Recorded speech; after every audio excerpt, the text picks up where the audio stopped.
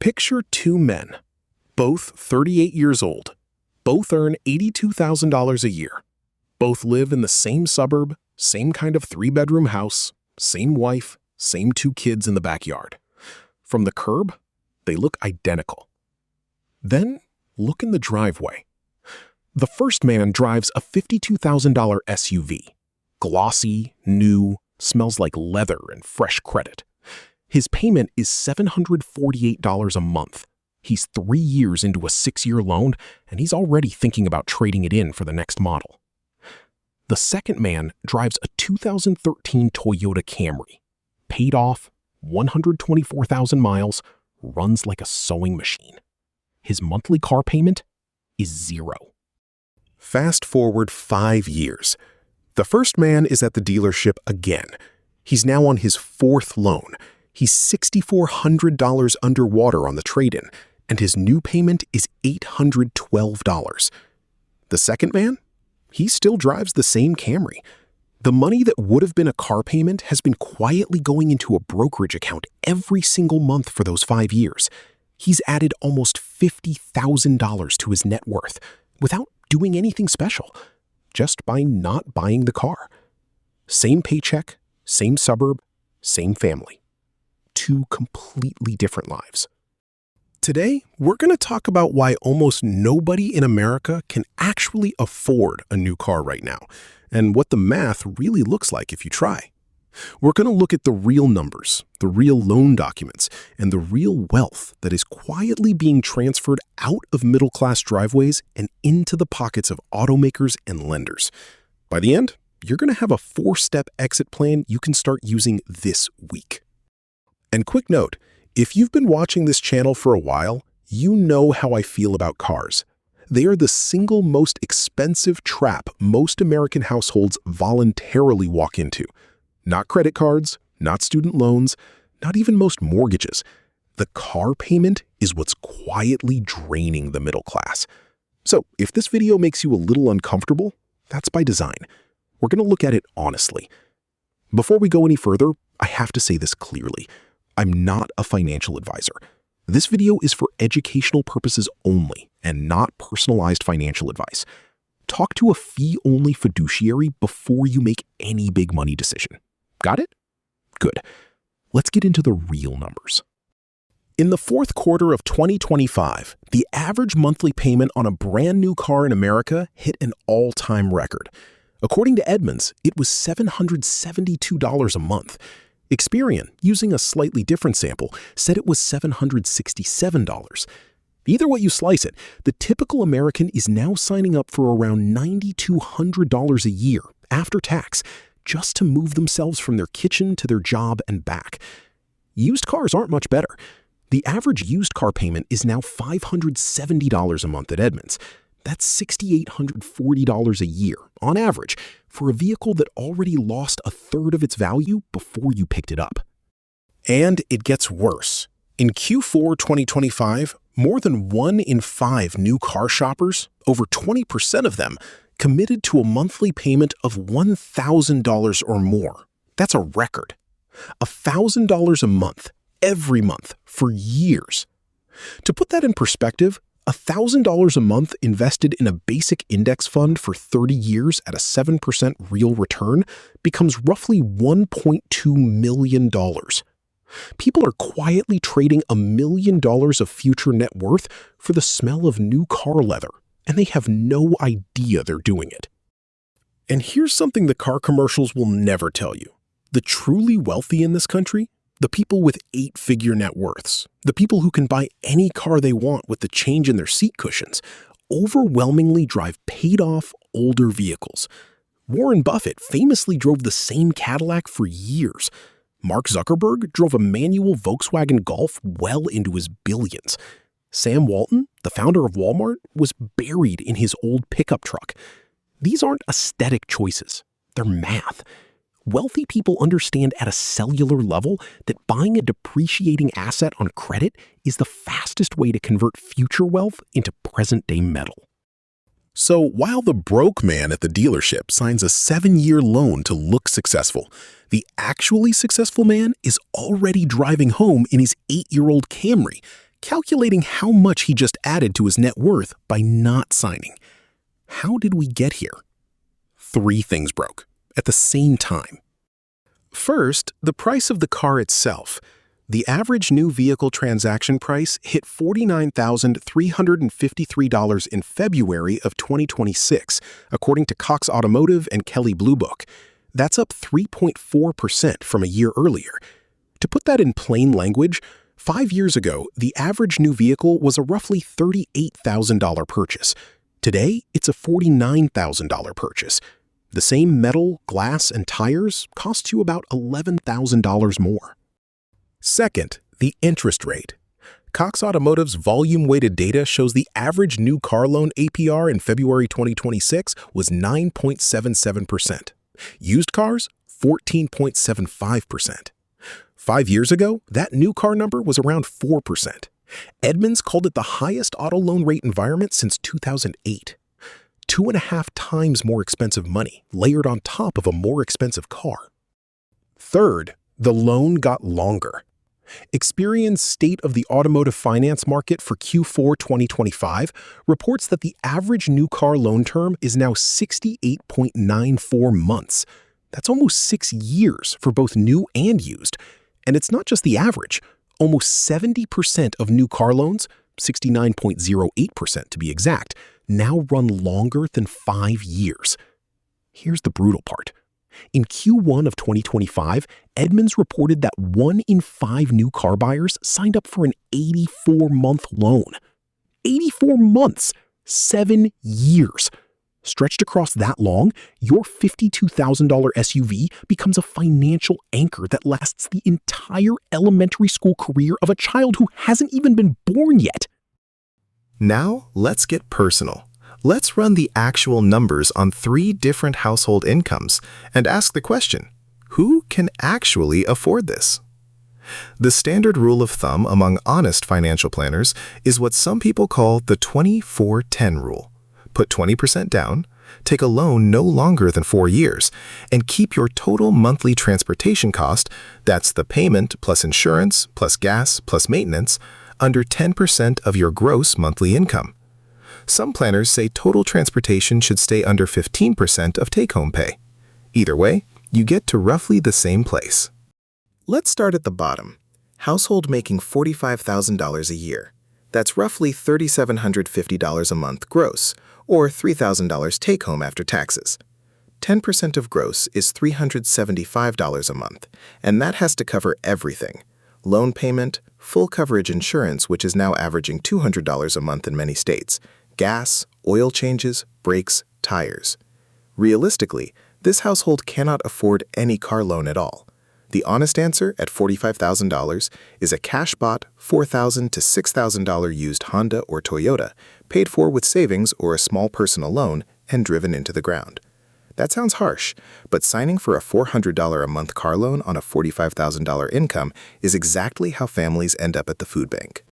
Cars are a wealth killer at this income level, and the data is unambiguous. Household making $60,000 a year. That's about $5,000 a month gross, or roughly $3,800 take-home after taxes. 10% of gross is $500 a month. That has to cover the loan payment, insurance, gas, and maintenance combined. Realistically, that leaves you a car loan payment of maybe $250 a month. At a 9.77% rate over 48 months, that finances a car worth roughly $9,900. So the honest answer for a $60,000 household is a $10,000 used car. That's it. The average new car payment of $772 a month is more than triple what they can actually afford. Household making $90,000 a year. That's about $7,500 a month gross, or $5,600 take-home. 10% of gross is $750 a month for total transportation. Strip out insurance and gas, you've got maybe $400 a month for the loan. At today's rates, over 48 months, that finances a car worth around $16,000.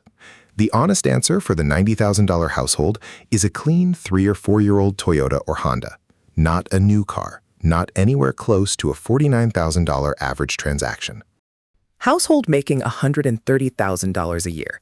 That's about $10,800 a month gross. $8,000 take-home.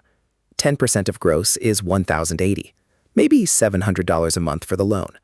At today's rates, over 48 months, that finances a car worth roughly $28,000. The honest answer for the $130,000 household is an entry-level new car, a base-trim Honda or Toyota or Subaru, not a luxury brand, not a loaded SUV, definitely not a $50,000 truck. Let that sink in. The median American household earns about $80,000 a year. The math says they can responsibly finance a $14,000 used car. The average new car costs $49,353.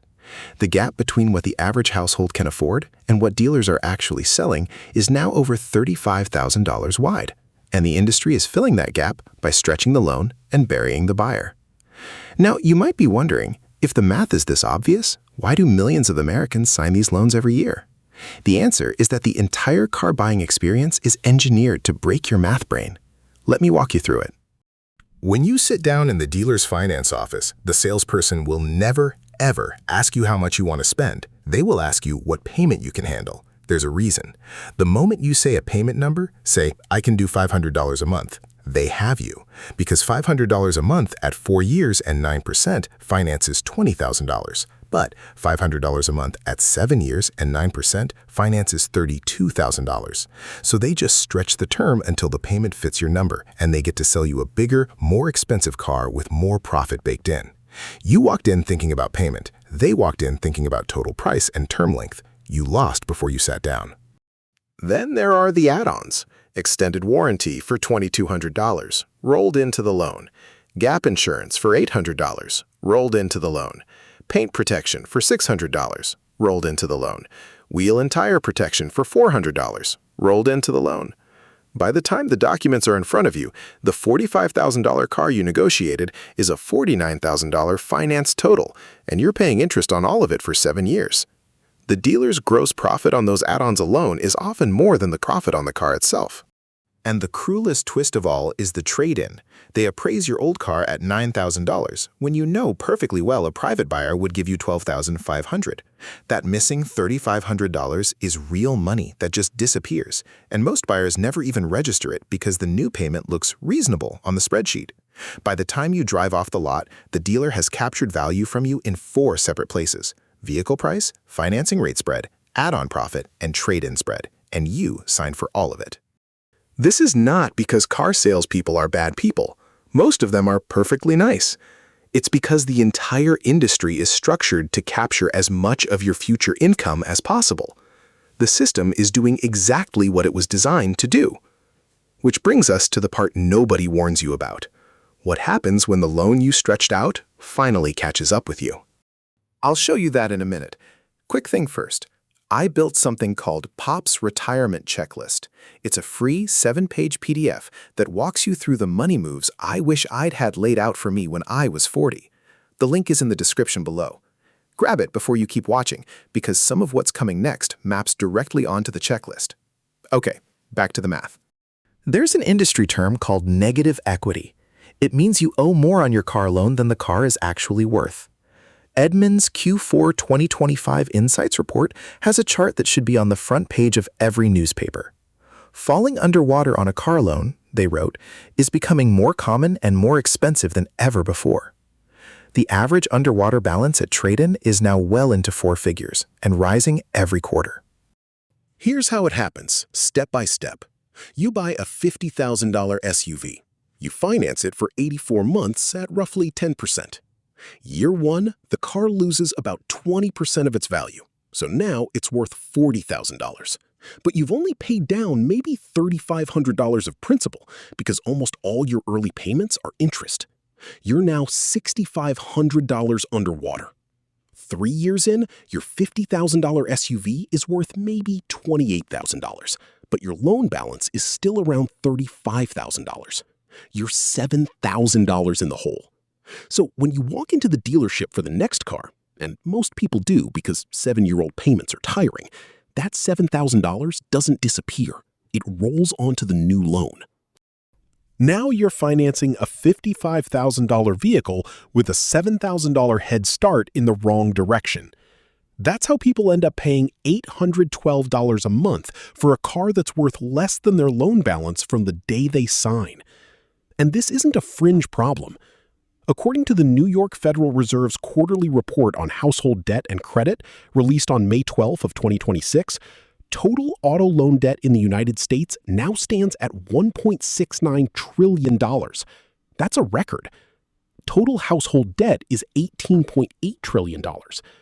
Cars now make up almost 9% of all consumer debt in the country, and that's after a decade of explosive student loan and credit card growth, too. Now, here's where it gets uncomfortable. The Fed report shows that auto loan delinquency transition rates, while stabilizing in Q1 2026, are still elevated. Translation? A higher percentage of Americans are 90 days behind on a car payment than at any point in the post-2008 recovery.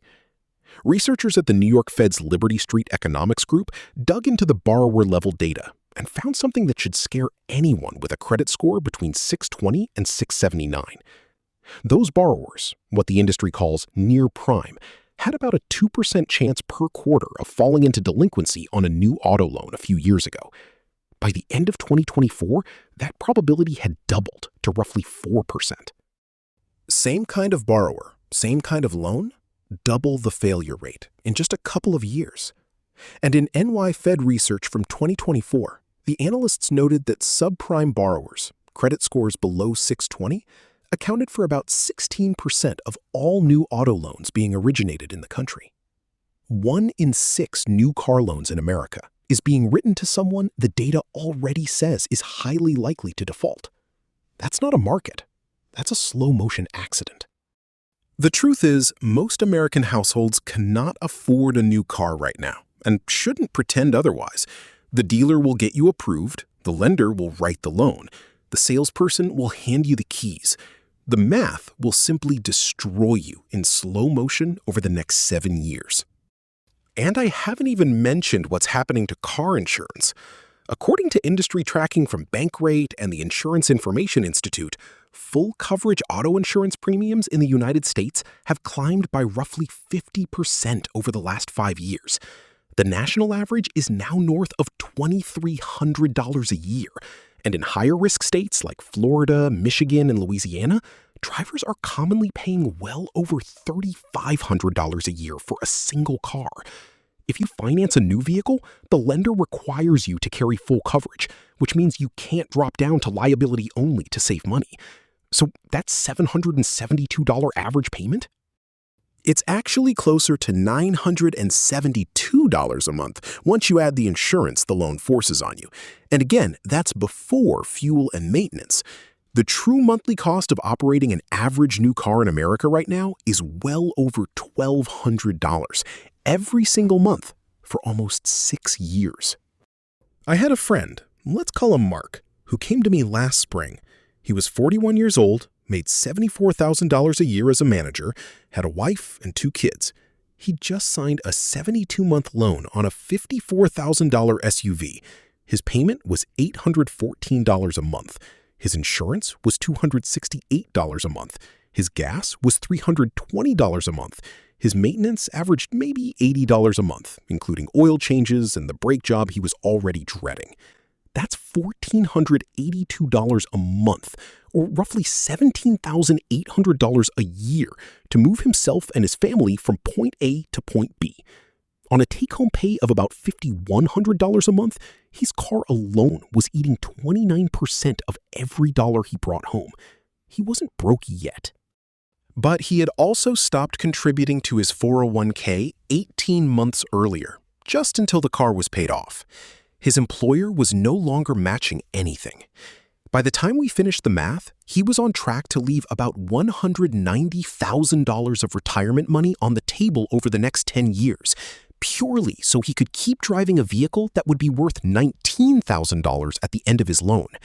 That's the real cost of a reasonable car payment in 2026, not the sticker, the compounding wealth you give up to make it happen. So what's the alternative? Let me give you something I call Pop's transportation rule. Forget what the dealer says. Forget what the loan calculator on the manufacturer's website says. Just ask one question.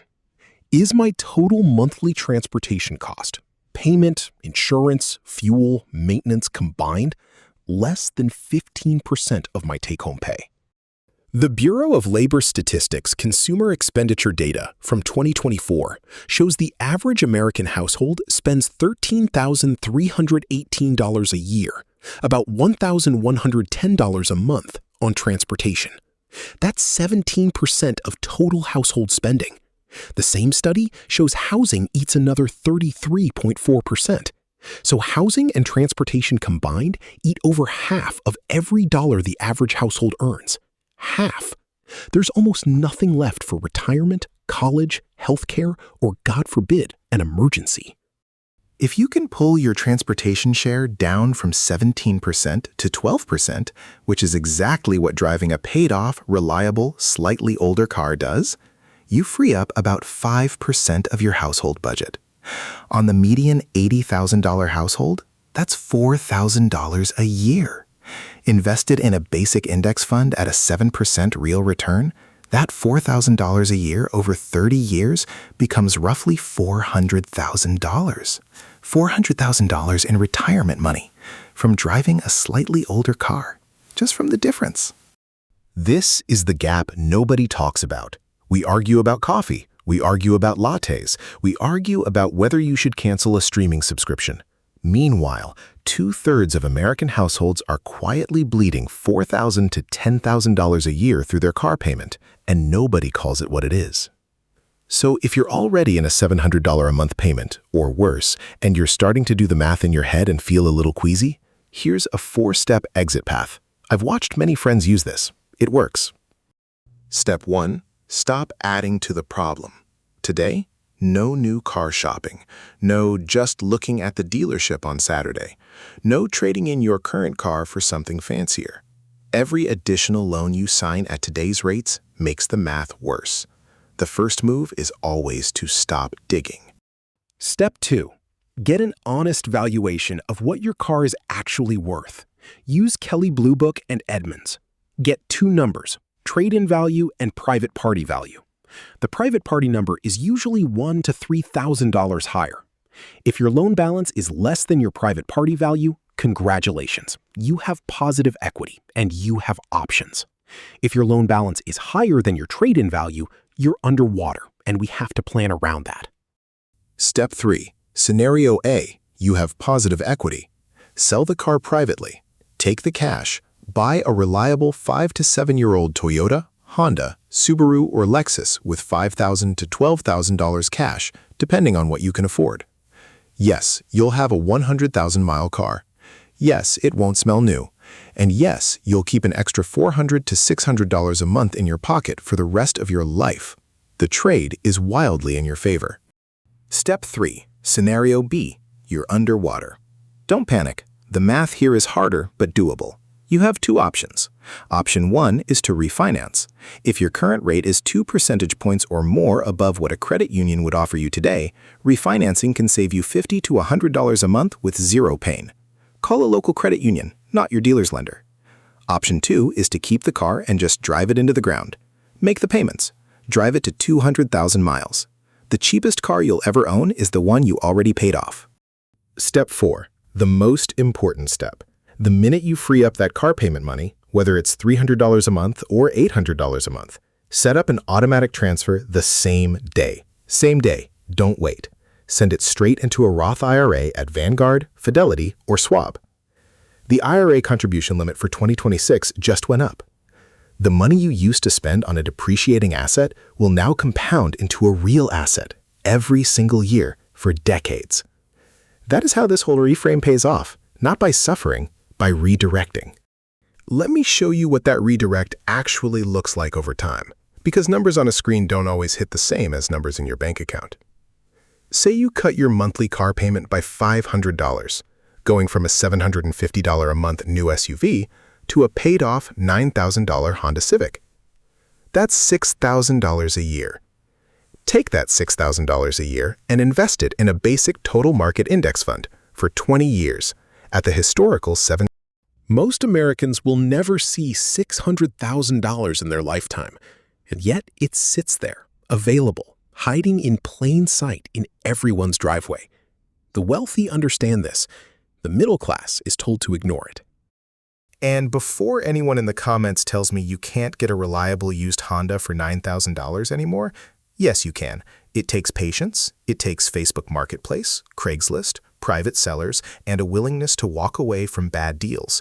It takes asking your mechanic to do a $150 pre-purchase inspection. But $9,000 reliable used cars exist in every metropolitan area in the country every single week. The reason you don't see them on the dealer's lot is that the dealer's lot doesn't make money on $9,000 cars. That's the whole game. Let me say this one more time because it's the whole point of this video. The average new car payment in America is $772 a month. The average new vehicle costs over $49,000. The average loan runs nearly 6 years. 1 in 5 buyers signs up for over $1,000 a month. The math says most households can responsibly afford a $10,000 to $20,000 used car. Anything more than that is borrowing from your retirement to lease a depreciating asset. You don't have to buy the brand. You don't have to impress the neighbors. You don't have to drive what the people in the commercial are driving. The Camry man in our opening story still drives the same Camry, and he is winning the only race that actually matters. Before you go, one more time, the Pops retirement checklist is in the description below. Free, 7 pages, walks you through every move that matters, including which dollar you should invest first, which debt to tackle first, and how to think about transportation costs the way the wealthy actually do. Grab it. And remember, this is education, not advice. Your situation is unique. Get personalized guidance from a fee-only fiduciary before you make any big move with your money. I'm Pops. Stay sharp.